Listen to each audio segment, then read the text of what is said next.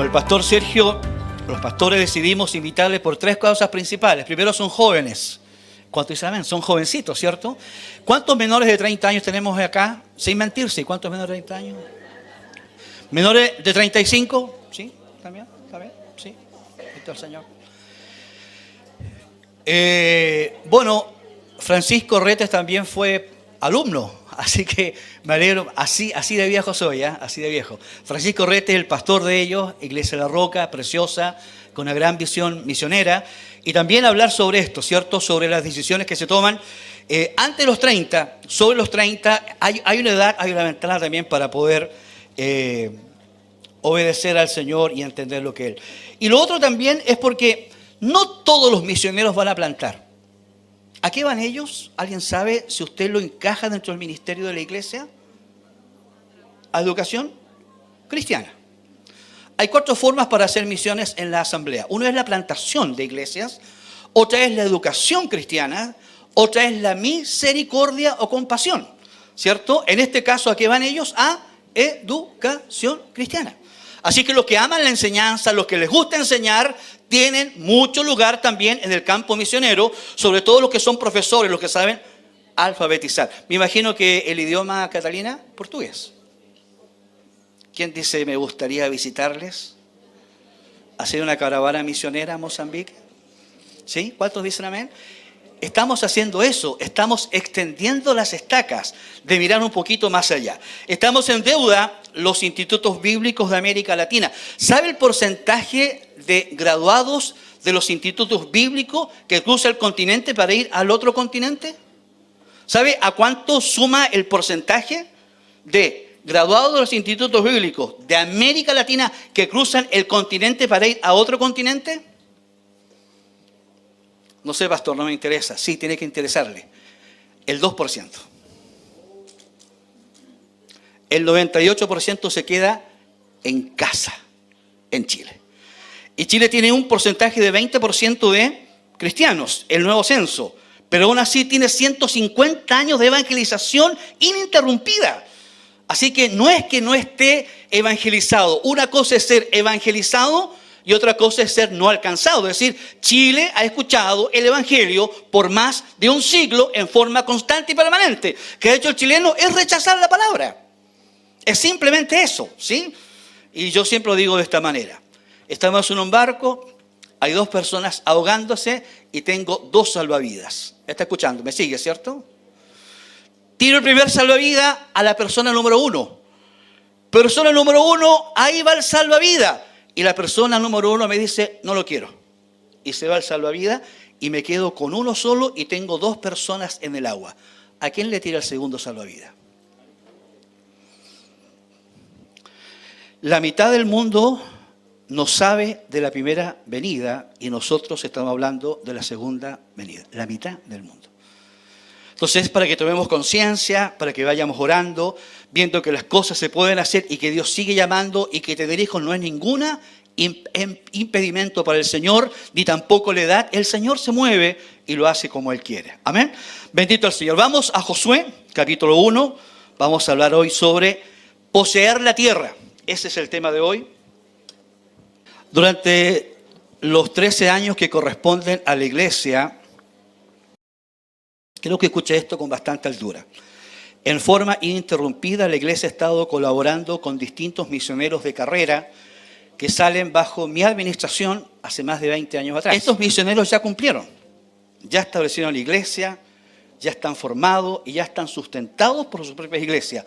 Hablo del caso de España, hablo de 4 o 5 más del Asia, pero a mí no me fue permitido entrar en África. A mí el Señor no me permitió ni enviar misioneros ni entrar a África. Usted dice, ¿pero por qué? Bueno, Dios tiene eso, Dios tiene eso.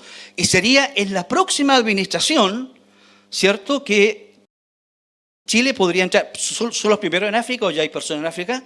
Benditos, los primeros en África.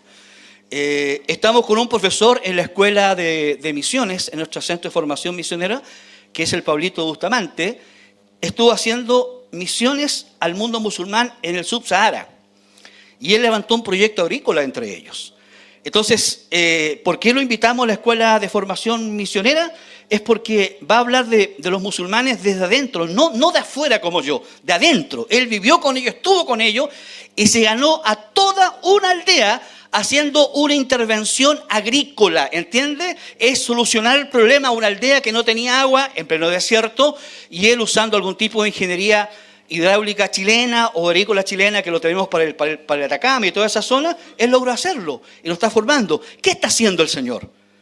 Quiere llamar a jóvenes. ¿Qué está haciendo el Señor? Quiere llamar a matrimonios. ¿Cuántos dicen amén? Dios quiere hacerlo. Dios está mostrando. Así que no apague el pequeño fuego, así como Catalina dijo a los 12 años.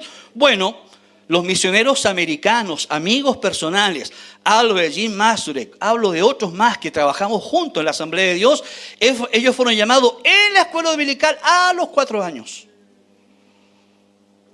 Entonces uno dice, ¿un niño podrá entender en conciencia no, pero está el papá que lo educa a ser ministro. Muchos me dicen, le está yendo bien a mi hijo. Mira el auto que tiene. Yo a Sudán tenía auto, ya está titulado, es profesional, le está yendo bien en la vida. ¿Has escuchado esa frase? Claro, porque todo viene del contexto de pobreza, de escasez, de abandono. Entonces, que el hijo llegue a eso, es el primero en la familia que llega a la universidad. Está bien. Pero nuestro compromiso es formar ministros. ¿Entiende lo que quiero decir? ¿Esta fila entiende lo que quiero decir? Yo no me conformo con mi hijo sea un buen hijo, profesional, graduado. Yo me conformo que llegue a ser un ministro del Señor. Y el mundo los está esperando, hermano. Eso nos habló el Señor durante, ¿se acuerda? Nos habló en el aniversario de la iglesia. No solo Jerusalén, no solo Judea y Samaria que estamos trabajando, sino también ahora, dice el Señor, hasta lo último en la tierra. Y esas personas que van a ser llamadas están entre nosotros. 5 amanes. Las personas que van a ser llamadas están entre nosotros. ¿Se acuerda del problema que tuvo David para ser rey? ¿Quién se opuso para que fuera rey? El primero que se opuso, el papá. Ungió todo y lo escondía, ¿cierto? Porque lo quería para él. ¿Cuántos papás creen que los hijos son de él? Es para que me acompañe en la vejez. ¿Lo escuchamos? Este lo tengo para que me cuide en la vejez, para que me pague el FONASA, los médicos. Me pague ¿Es caro, papá? Me decían, pastor, ¿es caro usted que soltó tan fácilmente a su hijo? Los crié para eso. ¿Se da cuenta? ¿Cuántos dicen amén? La Connie ya está ministrando. Estuvo en Colombia, en Costa Rica, haciendo conferencias. Va a una conferencia acá en Santiago. Es una cuestión rara, pero dije yo, wow, Señor, antes de los 30 años. Y yo digo, Señor, tan mal no lo hicimos,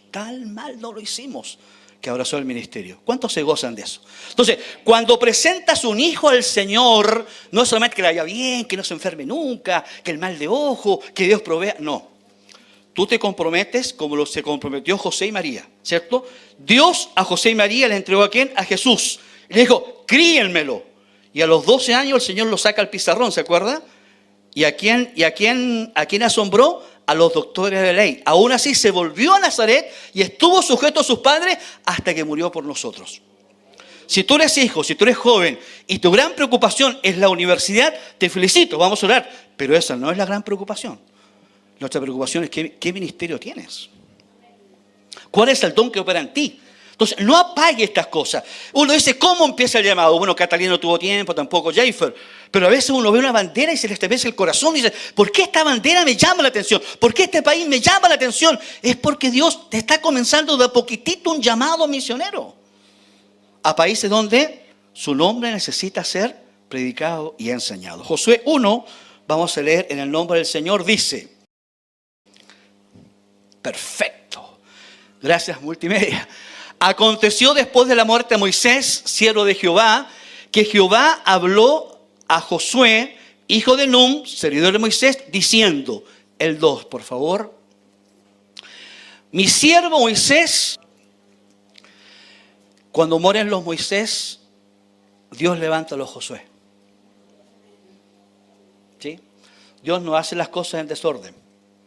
Yo igual me preguntaba con este Rodrigo Soto Jeffy, el nombre Generación Encendida a mí también me sonaba como un movimiento de jóvenes, como así como de una década, en un momento, dije, van a madurar y van a cambiar el nombre. No, yo soy, como soy viejo, centro de formación, centro familiar, qué sé yo, pero generación encendida.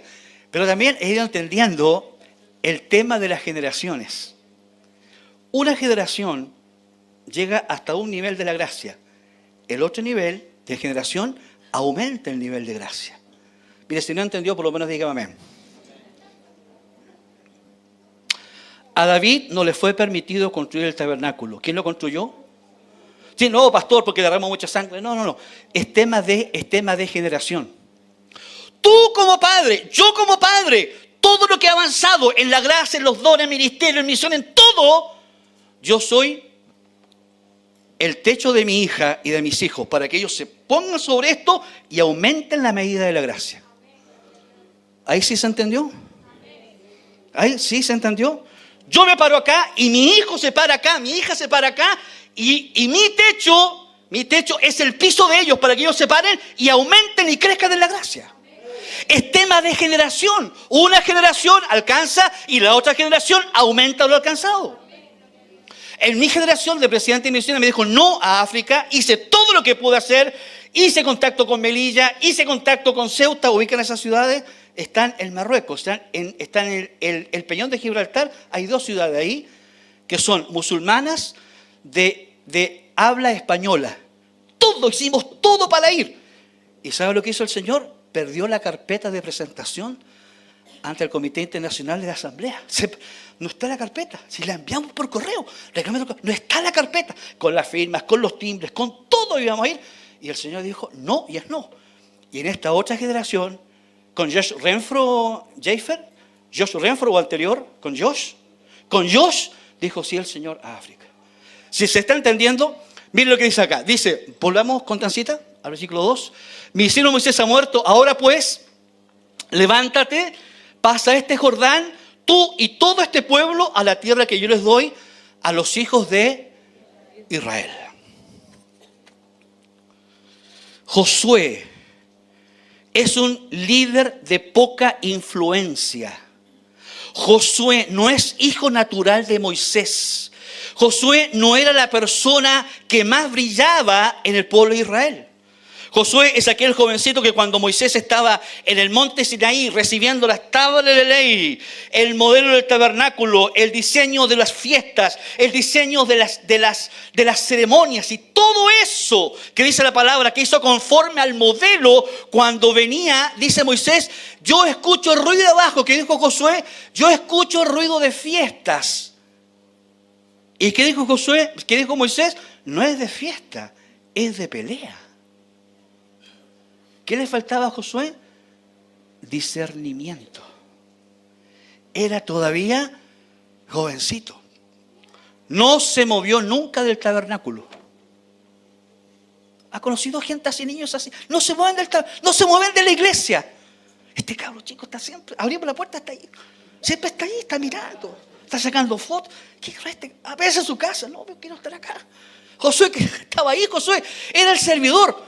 Cuando fueron los espías a recorrer la tierra, Josué y Caleb, que tenían otro espíritu, dijeron, nosotros vamos a poder contra ellos, los comeremos como a pan, pero su palabra no influyó en el pueblo. ¿Tenía poca influencia o mucha influencia? Poca influencia. Me acuerdo que yo quería conocer a los misioneros argentinos que estaban en Afganistán bajo la ocupación rusa, porque los afganos, pucha que han sufrido, hermano. Primera invasión rusa, no sé cuántos años, despedazaron, eso está destruido. Después aparecen los americanos, también lo mismo. Y después ¿quiénes están ahora gobernando? Los talibanes. Pueblo sufrido, ¿cierto? Entonces me dice, mira, hay un muchachito, me dice, hay un misionero argentino trabajando entre los afganos y con los talibanes encima.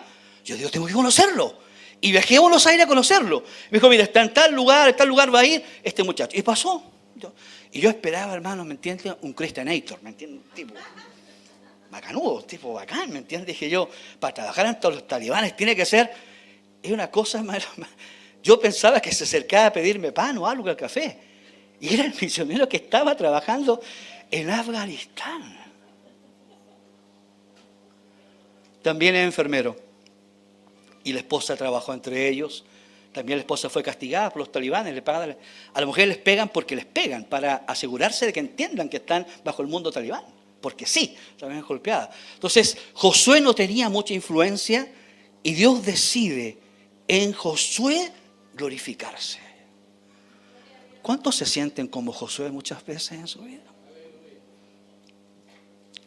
¿Y cuántos podrán pasar cuando el Señor los llame hoy en la tarde diciendo, ni siquiera yo creo en mí mismo? Y que sea en su casa van a decir, ¿qué te va a llamar Dios a ti? O quizás tu esposo o tu esposo diga, ¿qué te va a llamar Dios a ti? Entonces, lo difícil de entender cuando el Señor tiene que hacer esta empresa, que es cruzar el Jordán, y piensa justamente en Josué, hijo de Nun, y no pensó en Gersón ni los otros hijos de Moisés, sino pensó justamente en Josué para la tarea que iba a hacer. Pero ¿cuál es la diferencia? Que Josué fue formado en Moisés. ¿Está entendiendo? Usted en el discipulado recibe conocimiento bíblico, pantalla, Zoom, libro para entender. No entiendo esta palabra, maestro, ¿qué quiere decir? No entiendo. Y aclaramos. Pero no está siendo formado, está recibiendo conocimiento. ¿Sabe qué es la formación? Es formarse al lado de un siervo. Es como el campo, mi padre es de campo. Y dice, el buey viejo se le coloca un yugo y al lado se le coloca un buey joven. Y el buey joven tira para allá, tira para acá, y el buey viejo ahí. Los bueyes andan lentos, pues hermano. Si se lo está en el campo, si el papá prefiere un tractor y no, el buey me dijo, tiene más fuerza, gasta menos y bueno, la gente de campo es así. Tú no puedes ser formado en la pantalla. Tú tienes que ser formado en la persona del pastor, pegarte a él, en la persona de la pastora para tomar su espíritu, comer, estar, cómo actuar, estar ahí. En un líder de la iglesia, ser formado en otra persona. Yo fui formado en otra persona. No se forman por conocimiento. Uno es el conocimiento que usted adquiere en el discipulado y otra es la formación, que son dos cosas distintas. ¿Cuántos dicen amén? Amén. Porque el hombre necesita modelos. La mujer necesita modelos. ¿Cómo se comporta la mujer cristiana con su marido? ¿Cómo se comporta en su casa? Necesita modelos. ¿Qué falta en esta sociedad? Modelos. Por la cantidad de hijos abandonados que hay. No, me pasó fuera de la chico y se formó solo y se formó como quiso. Y uno lo ve, claro que le falta la corrección a este cabro. Le falta formación. ¿Cuánto dicen amén? Dijo el salmista David, puso mis pies sobre peña, Cristo, y enderezó mis pasos. Enderezó mis pasos, formación. Puso mis pies sobre peña, Cristo. Y enderezó mis pasos, discipulado, formación, corrección, trabajo, modelo. Toda persona necesita un tutor. ¿Sabe lo que es un tutor? ¿Qué es un tutor? Yo planté plantitas en mi casa. Algunas murieron, otras salieron, pero yo soy bueno con los cactus. Eso. Genial. Pero con las demás, no sé. Pero estoy haciendo caso. Ahí está la hija de Daniel, la Dani, me está dando algunos tips. Dice, pastor, la plantita que tiene ahí tiene que, todos los días, ¿me entiendes? Son de humedad. Así que todo ya creció. Pero tenía, para tomar mate, planté una hierba, ¿cierto? Y vi que se doblaba y me acordé. Mi papá ponía un tutor. Le puso un palo. ¿Qué es un tutor? Un palo directo, amarro a la planta, para que crezca. Y una vez que está crecido, ¿qué hago? Le saco. ¿Quién es su tutor? ¿Quién es su tutor aquí en la iglesia? ¿Quién es su tutor? Entiendo lo que estoy preguntando, ¿cierto? Josué vivía con Moisés. Los discípulos vivieron en la casa de Jesús porque Jesús tenía casa con domicilio, con número. Cuando fuera llamado Natanael, dice, vamos a la casa de Jesús. Jesús estaba en casa, dice claramente Marcos 6. Jesús estaba en casa, tenía su casa y los discípulos fueron a vivir con él. ¿Qué significa vivir con un pastor o un ministro?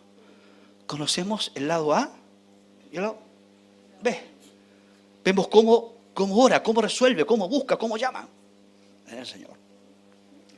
Sin embargo, es así. No sé si podremos, con tan cierto quien está ahí, hay un mandato del Señor allí en Génesis, capítulo 1, versículo 27 y 28 voy a leer, que es el plan del Señor. Y aquí usted va a tener el concepto de objeto y sujeto. El hombre es el objeto de su amor y de su manifestación, pero también el sujeto que lo lleva a cabo. Dios tiene el deseo de salvar a toda la humanidad, pero necesita del hombre para poder alcanzar esa humanidad. ¿Entienden lo que quiero decir? Entonces, el hombre es objeto y sujeto. Dios plantea un modelo, y Dios planteó un modelo, y este es un modelo creacional. Esto lo he enseñado a unos hermanos que me han preguntado.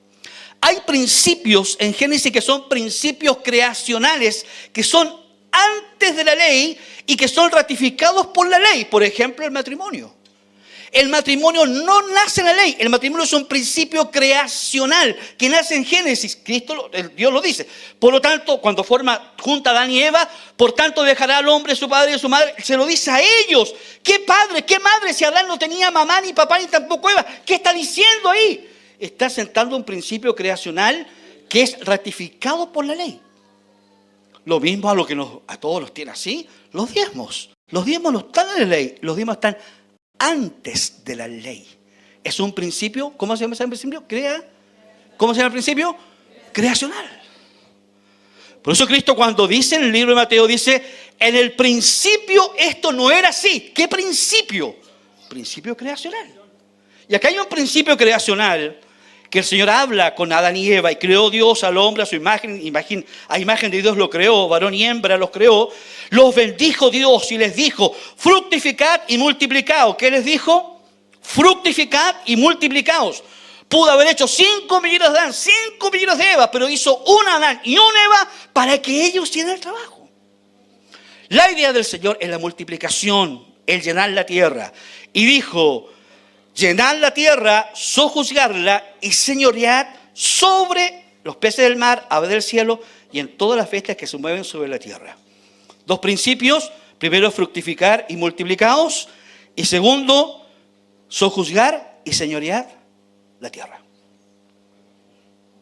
El hombre peca, el hombre pierde autoridad, el hombre no logra hacer este propósito, y el Señor forma un pueblo a través de Abraham, y este principio creacional vuelve a establecerse en el corazón de ellos.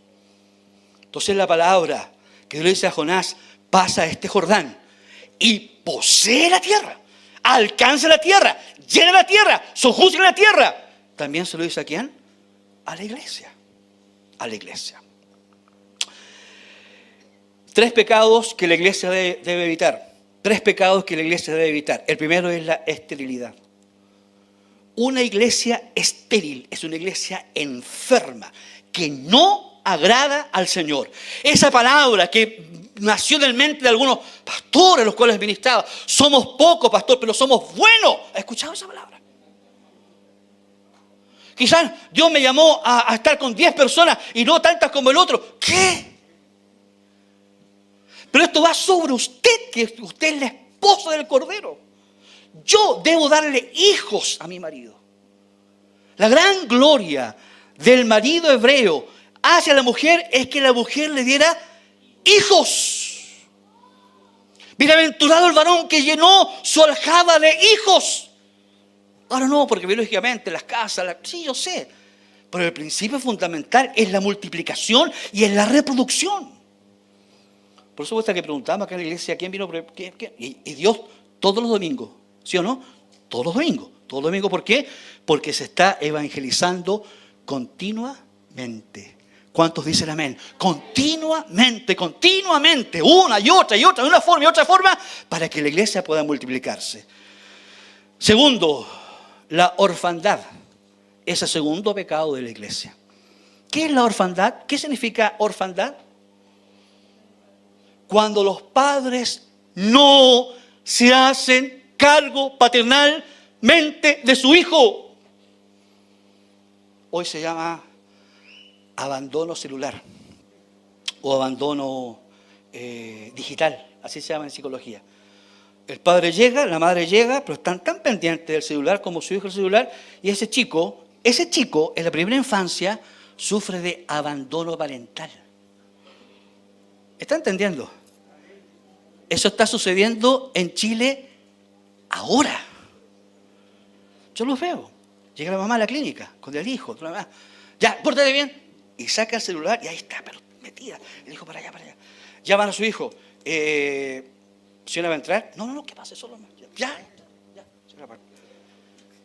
Si lo hace delante mío, ¿cómo lo hará en su casa? Y yo veo un niño acá y sé si está abandonado o no por su mamá, se les nota. La falta de disciplina, la falta de sujeción, los irrespetos que son, porque están molestos, están enojados, todo les molesta, todo enojado, porque están sufriendo orfandad. Orfandad no es solamente que nazca sin padre, orfandad es que el padre no ejerce la disciplina que debe ejercer. El pastor Sergio lo ha dicho muchas veces acá, no puedo estar subando el lomo siempre, hermano, siga como está cuando sabemos que está mal. Avance la vida, sin bautismo del Espíritu Santo, no le gusta orar, no le gusta cantar, no levanta las manos, no va a evangelizar. Acá como papá hay que sacarse la correíta y conversar. No queremos ser los pastores una iglesia paternalista. Pastor, hable con mi marido, se porta mal. Pastor, mire, el perro me está comiendo. Pastor, hable con mi hijo dice que no quiere ir al colegio. ¿Qué? ¿What? Nosotros tenemos que darte herramientas para que enfrentes la vida con Cristo. Es capacitarte, es entrenarte. Me gustaría un título que dijera: ¿qué hace la iglesia? Entrena para la vida, entrena para el campo laboral, entrena para enfrentar. Orfandad es si no lo hiciéramos, si no discipuláramos, si no formáramos, si no corrigiéramos. Eso se llama orfandad. ¿Conoce padres así? ¿Cuál es la psicología de hoy? No les grites, no le digas que no les pegues, no les golpees. ¿Cómo se llama eso? Orfandad. Que coma lo que quiera. Que coma lo que quiera, ¿sí? No le gusta la cebolla. Y no come. No come, no, que mi hijo no come legumbres. No, dice toda la palabra. Y tercero, creo que escuche bien porque de eso se trata. El tercer pecado es no poseer la tierra. Es no poseer la tierra. Y no me refiero a una posesión física. No me refiero a ganarnos escaños entre los diputados y los senadores y llegar a ser presidente, porque eso no significa poseer la tierra. Usted sabe qué significa. Significa el cumplimiento de Hechos 1:8. A como dé lugar me seréis testigos en Jerusalén, en Judea, en Samaria y hasta lo último de la tierra. Y eso queremos hacer.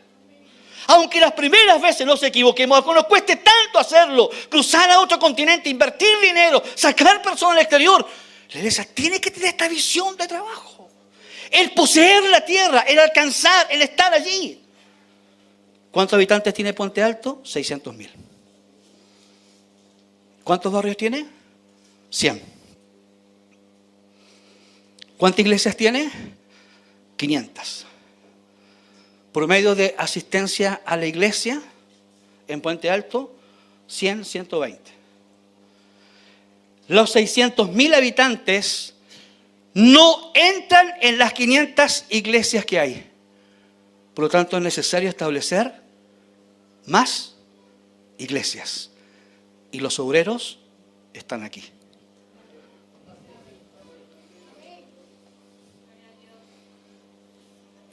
Vamos a entrar a la Carlos Ursúa en invierno con la estrategia que nos dio el Señor. Escuela Bíblica de Invierno. Vamos a pararnos ahí porque eso le dijo el Señor al pastor. Nos paramos en la Carlos Ursúa y hacemos guerra. Nos paramos en Paine, en la plaza 18, ¿a qué? A estar, a establecer reino, a poseer la plaza, a ganar a la gente. Eso es poseer. Eso es alcanzar. Cada hogar para Cristo, cada familia para Cristo, cada hogar para Cristo. Eso significa que caen, el sistema se cae cuando hay tanta gente haciendo eso. Me acuerdo que trabajé 22 años en Pudahuel. Me acuerdo que se nos sumó un carabinero. Primeramente iba a vigilar, nos miraba.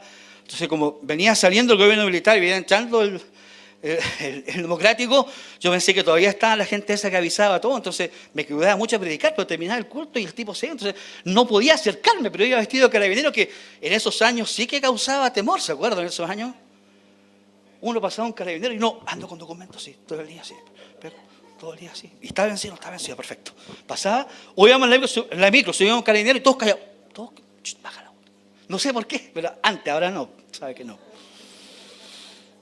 Y él dijo, he estudiado la iglesia, me dijo, pero llevamos recién hace 4 años. Sí, pero ¿sabe lo que estudié? Bajó el alcoholismo en esta cuadra, bajó el consumo de drogas en esta cuadra. Me dijo, pastor, lo están haciendo bien. ¡Oh!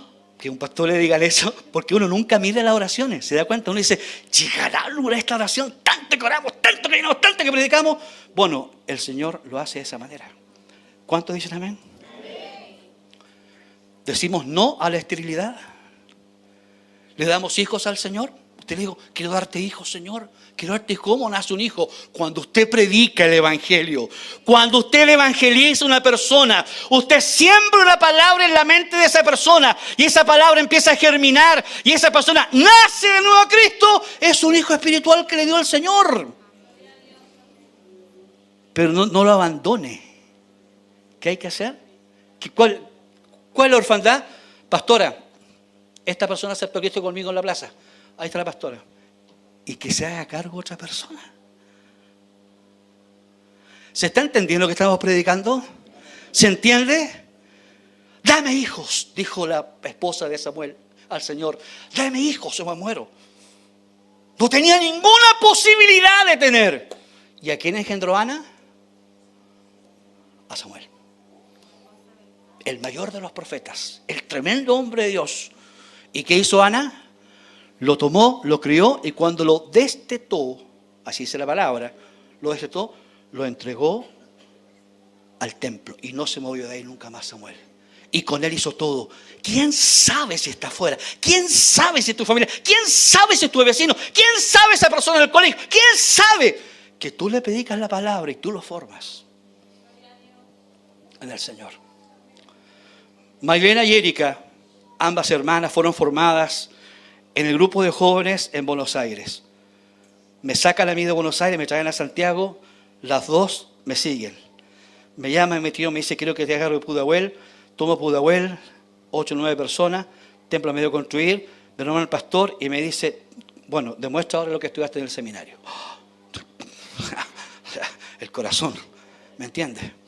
Y decidimos los tres comenzar el trabajo fuerte. Fueron formadas.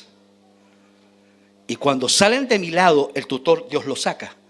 Dios saca el tutor. Cuando salen de mi lado, el ministerio de ellos fue mayor y más grande que el que lo había formado. ¿Se entiende lo que estoy diciendo? Nuestros hijos alcanzan mucho más. El Jordán, ¿qué significa el Jordán? El Jordán significa exactamente ese obstáculo natural. Ve, toma este pueblo y cruza el Jordán. Cuando ve el Jordán, es un obstáculo natural. No es el diablo, no es un obstáculo de ejército, no son militares. Es un obstáculo natural que hay que entrar, que hay que enfrentar, que hay que decir, ¿cómo lo voy a cruzar? Entonces uno dice, para llegar a ese extremo en que Dios llama a Josué y lo para con todo el pueblo atrás y tiene que cruzar el Jordán, ¿qué problema? Me encanta esa sensación de impotencia física, mental e intelectual cuando nos enfrentamos a un problema grave. ¿Le ha pasado? ¿Le ha pasado? ¿Lo está pasando ahora? ¿Cómo lo voy a hacer? Y no es por consecuencia, no es porque haya pecado, no. Era el mandato del Señor. Moisés muere Moisés, habla el Señor con él. ¿Qué significa vocación? Vocación, la palabra vocación, la santa vocación. Lo que habla el apóstol Pablo es una voz interna, Y usted tiene ya suficiente madurez para entender cuando es su voz natural, ¿cierto? Cuando uno habla consigo mismo, el 90% hablamos con nosotros mismos, que eso es muy delicado. Pero tenemos que distinguir cuando Dios me está hablando a mí o cuando yo me estoy hablando a mí. ¿Sabe cuánto tardé en entender eso? Años. Y fui corregido. Te hablé por una persona, no me di cuenta que eras tú. Era yo hablándote. ¿Cómo no te diste cuenta? No me di cuenta que eras tú, Señor. Entonces, el nivel que tenía Josué era que si le hablaba, entendía que le estaba hablando.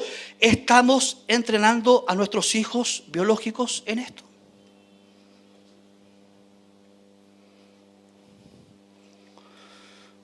Papá, me dice Lucas y Constanza, chicos, ¿qué vamos a estudiar en la universidad?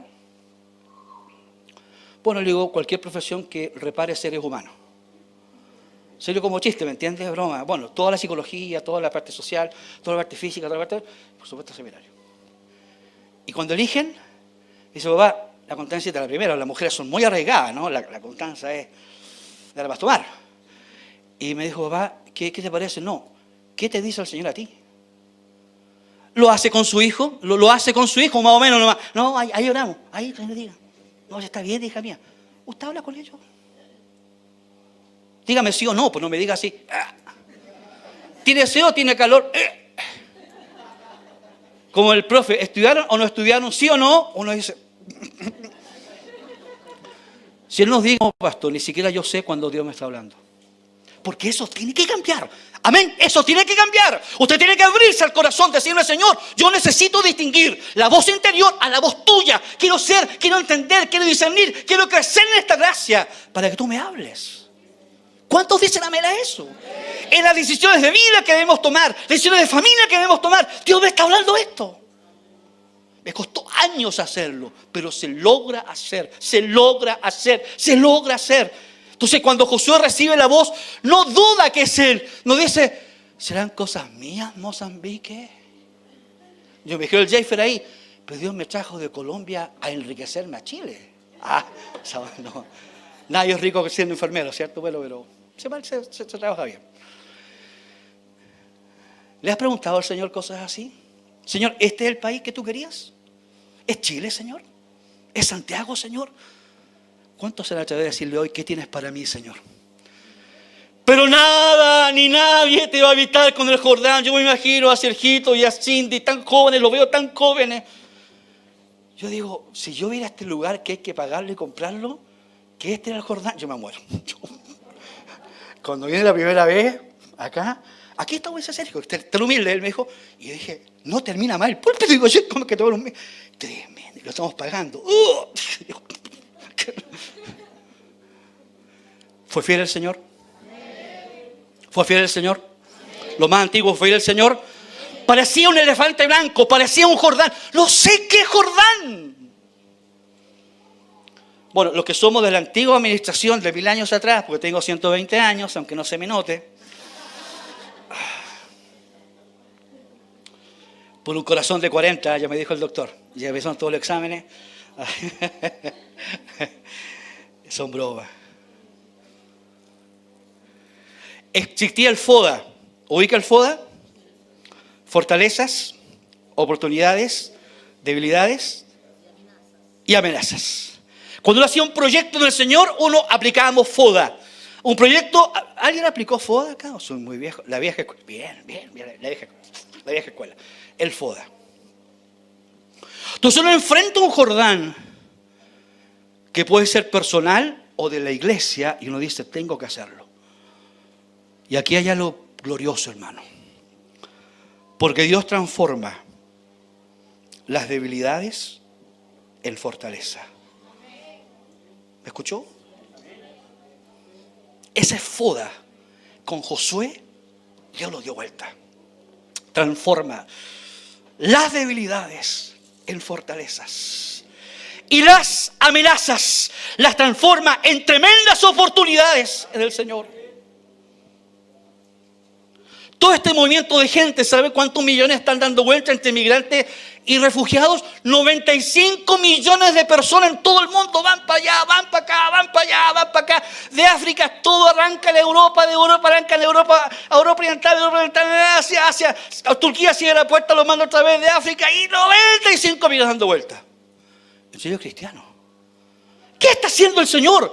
Está moviendo gente antes de su venida. Está desparramando el mundo, sobre todo los cristianos, para que evangelicen, para que prediquen, para que se muevan, para que entiendan que cuando Dios toca la economía de un país, es porque hay que sacar a su iglesia a establecer. El Jordán. El Jordán. El Foda. Dios transforma. Dios muestra. Dios libera. Dice, esto que es una gran amenaza, Josué, es una gran oportunidad. Mire lo que dice el Señor acá, Josué. Dice, capítulo 1 de Josué.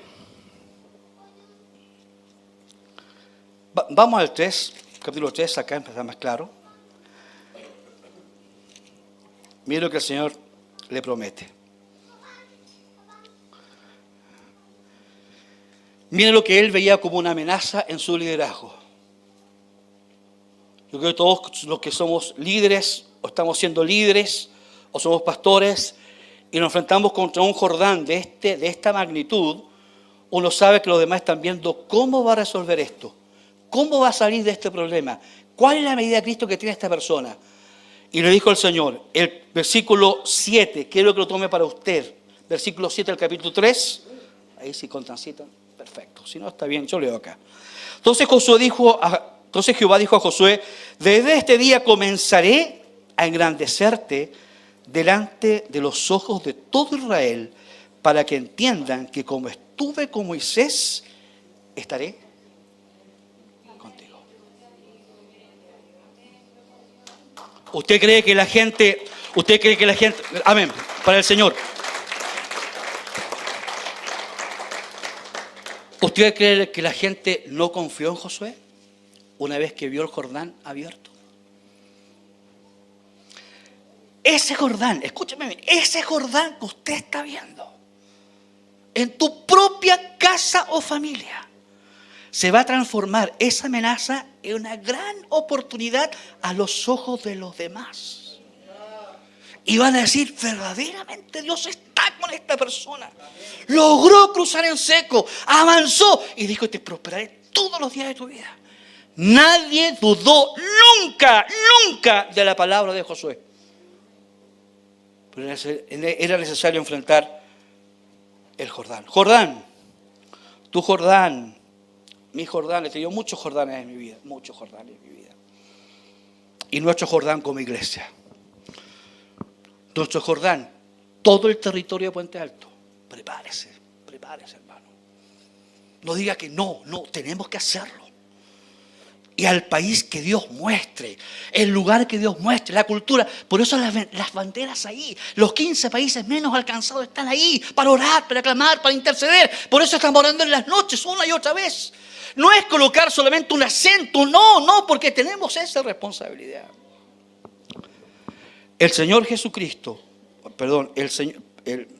Dios mismo, durante los 40 años que estuvieron en el desierto, pasaron 40 noches, 40 años con la nube de fuego sobre su cabeza, la nube de sombra sobre su cabeza.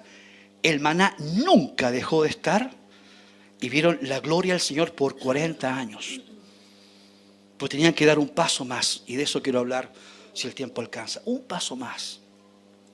Y ese paso significa en lo que está, sean conmigo al libro de Hebreos, por favor. Hebreos capítulo 4. Aquí hay una explicación para lo que significa lo de las generaciones. Hemos hablado con algunos de ustedes, sobre todo con el hermano Luis Canning, aquí proféticamente en nombre de pastor, pero ya, proféticamente digo, no, es anciano en la iglesia. ¿La salvación se pierde? No, dicen sí, algunos no. Esta gente perdió el reposo de Dios. ¿Usted siente reposo en el Señor? ¿O más o menos? ¿El reposo se debe a que tiene buen trabajo, buena entrada, entonces no tiene que preocuparse nada de eso? El reposo de Dios. Aquí está la explicación del Señor. Y el Jordán significa esto: dejar esta vida de desierto, de andar vagando sin propósito. Porque aunque el Señor les proveía trabajo, casa, auto y todo feliz, vida sin sentido. Usted se puede entusiasmar. No, yo en la iglesia colaboro. Estoy en la puerta, limpio los baños, feliz. Ya, ¿y el ministerio? ¿Y el llamado? ¿Cuál llamado? ¿Cuál ministerio? Y lo que Dios ha puesto para ti. Y lo que Dios tenía señalado para ti. Entonces podemos estar conforme acá. Hay mucha gente que estaba conforme los 40 años. El maná, el fuego, la nube, lo demás, todo bien. Pero cruzar el Jordán significa entrar a las promesas. Entrar a otro nivel de vida, entrar al propósito del Señor, a lo que Él realmente tenía preparado para nosotros. No era esto lo que tenía preparado para ti, pero igual te voy a bendecir. Pero era otra cosa que tenía para nosotros. Pero con la primera generación el Señor dijo que no. Y aquí está el punto, capítulo 4. Capítulo 3, versículo 7. 3:7 de Hebreos, dice, por lo cual, como dice el Espíritu Santo, si oyereis hoy su voz, no endurezcáis vuestros corazones, como en la provocación en el día de la tentación en el desierto, donde me tentaron vuestros padres, me probaron y vieron mis obras 40 años. Y a causa de lo cual me disgusté contra esa generación. Y dije, siempre andan, ¿qué dice? Vagando en su corazón. Y no han conocido mis caminos. Por tanto, juré en mi ira, ¿qué dice? Tenían provisión. Tenían provisión, pero no tenían reposo. ¿Entiende eso? ¿Se entiende eso? Estaba el Señor, pero no estaba el reposo. Estaba el Señor, pero no estaban plenos.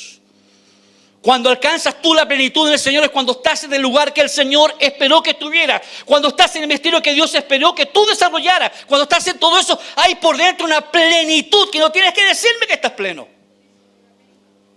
Pero si no, la falta de reposo se nota. Hay un cansancio en la iglesia, hay una rutina, no le encuentran sentido a la vida cristiana. Es porque nunca entraron en el reposo. Entonces, ¿cuál fue el pecado acá? ¿Cuál fue el pecado? ¿En qué probaron al Señor? En la incredulidad.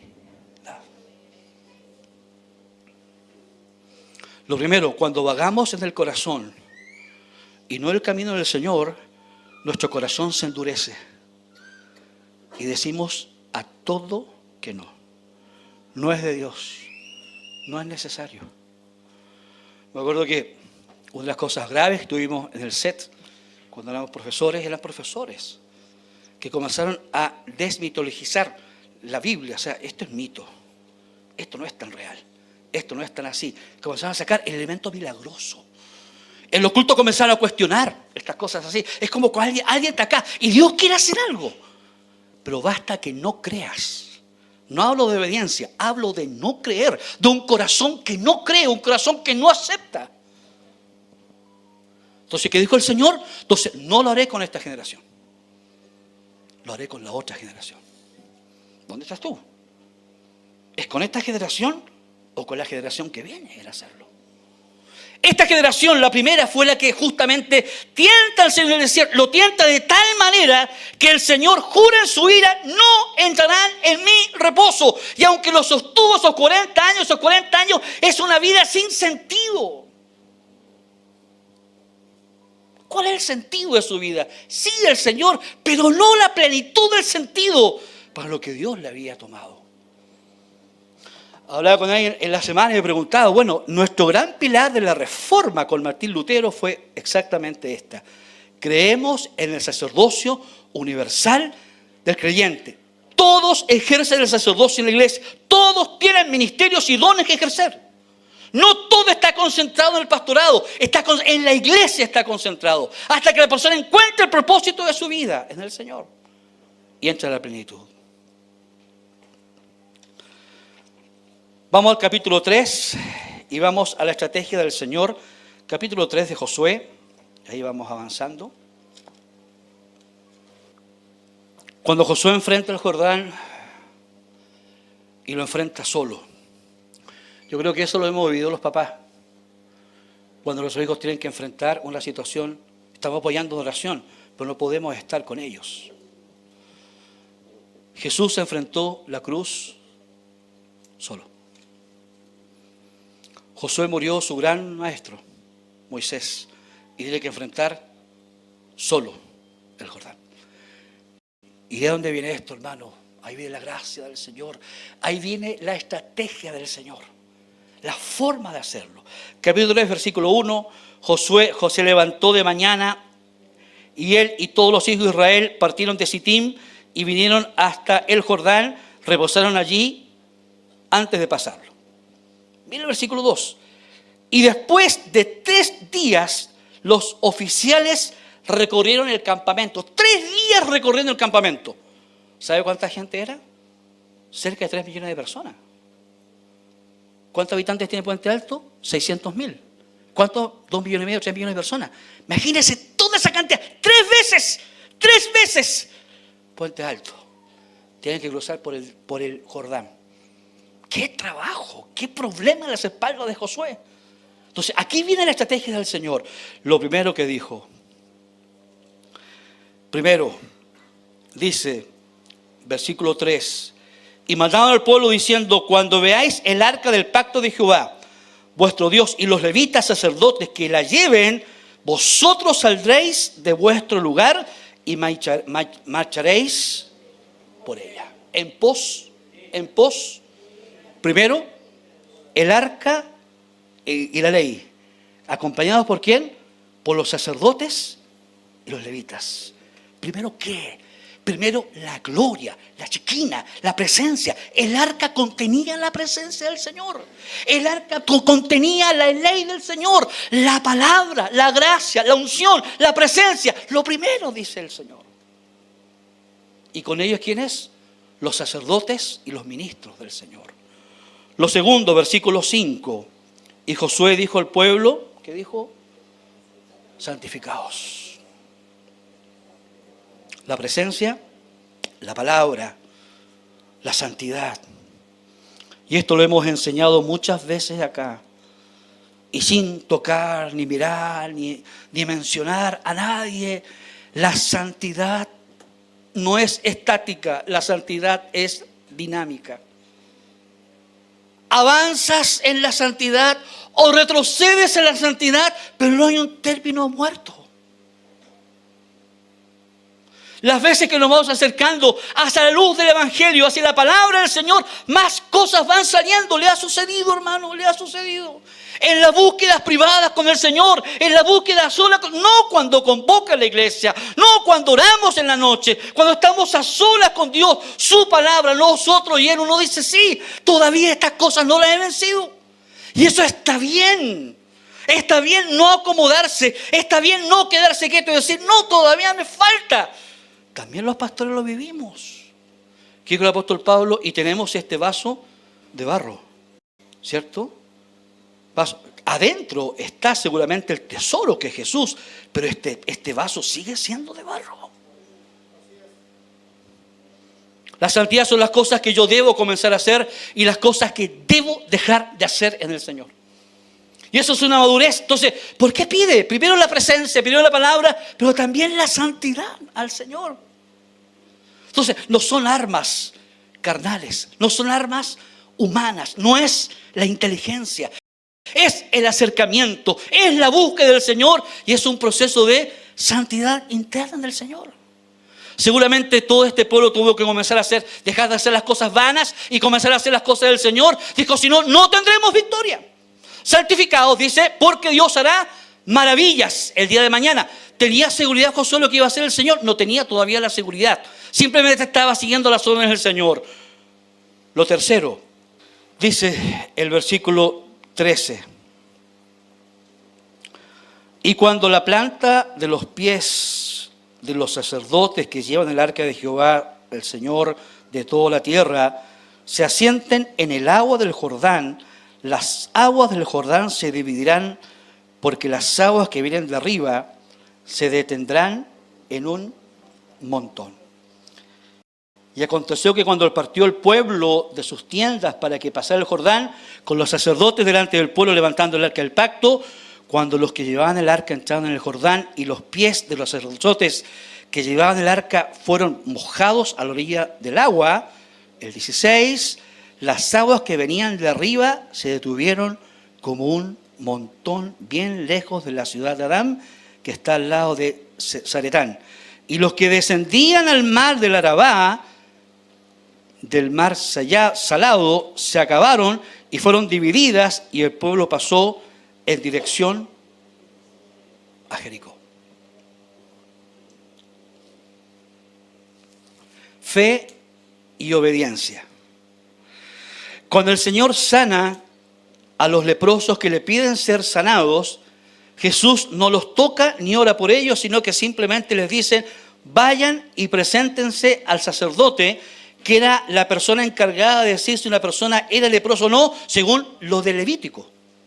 Entonces, si va la persona a Jesús para que Jesús lo sane y Jesús le da una orden, la persona tiene dos opciones: obedecer o no obedecer, porque había venido a ser sano.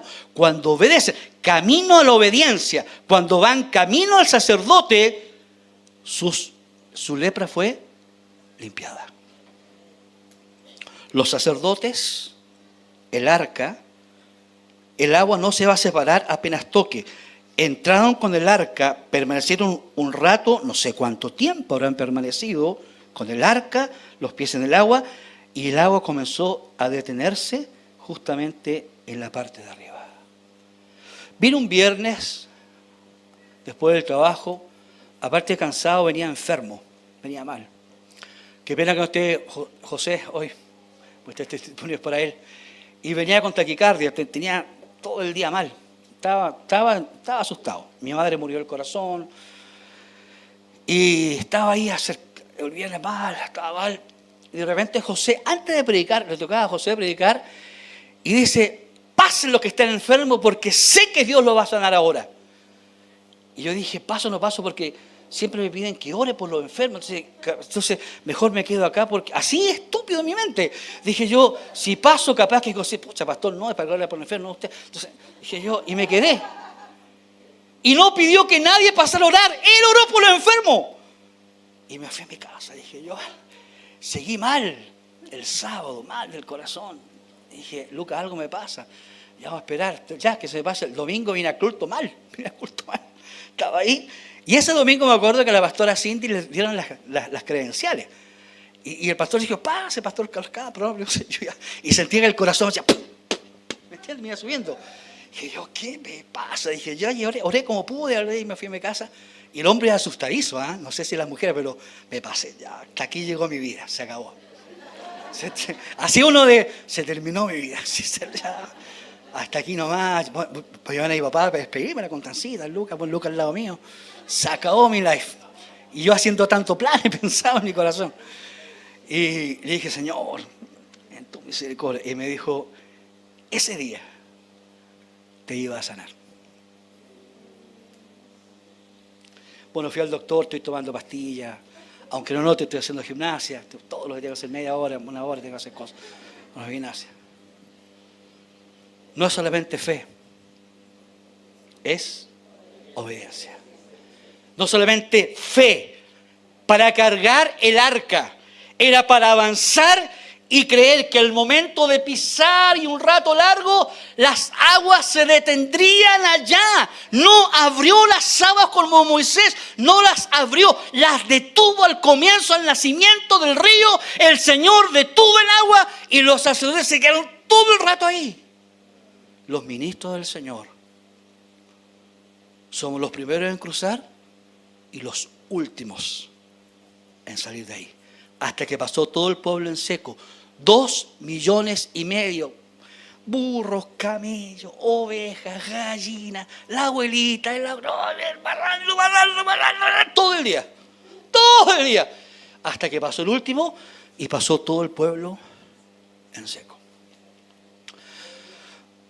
Yo no sé cuál es tu Jordán, tampoco me lo digas a mí, pero en su cara se nota que usted tiene un Jordán que cruzar y tiene que hacerlo solo. ¿Es un pecado no vencido? ¿Es una adicción no vencida? ¿Es un proyecto que Dios puso en tu corazón y tú dices: ¡ay, me está yendo con esto que me pidió el pastor! Esto es tremendo, es más grande de lo que yo pensaba. Quizás algo que tienes que atravesar. Moisés no estaba para ayudarle y Josué tuvo que enfrentar el Jordán solo. en el Señor. Si usted me pregunta cuál fue lo más difícil para mí en la separación, la soledad. La soledad. Eso fue terrible. Tenía mil amigos en la organización, tenía 1000 amigos en todas partes. Cuando supieron, cerraron los Face, todos eliminados. Las 2 primeras navidades solo. Después he tenido cientos de personas en mi casa. Entonces dije, ¿Dios me quiere solo? Sí. Y en un momento tuve que enfrentar la soledad como se enfrenta con Cristo el Señor. Y atravesar. Aunque ande en valle de sombra o de muerte, no te veré. ¿Cuál es su Jordán? Es una larga enfermedad. No cometas el error que yo cometí. Me fui a mi casa pensando que Dios me sanaría en mi casa y era ese el momento para ser sanado. Amén. Aleluya. No espere esperar. Pase con mucha confianza. En la iglesia damos mucha libertad para ministrar. Jaifer también nos puede ayudar a ministrar. Entonces está Catalina, por ahí está con la guagua. No se vaya a su casa simplemente. Pase, venga. Señor, este es mi Jordán. Señor, esto es lo que debo atravesar. Esto es lo que debo enfrentar. Yo no sé cómo lo voy a hacer, pero necesito fuerzas para hacerlo ahora. Aleluya. Mientras adoramos al Señor, pase, llene el altar, llene, venga, no se quede atrás. Por muy pequeño que sea su Jordán, por muy pequeño que parezca a los ojos humanos, hoy es el momento de clamar, de interceder, de orar en el nombre de Jesús. Aleluya.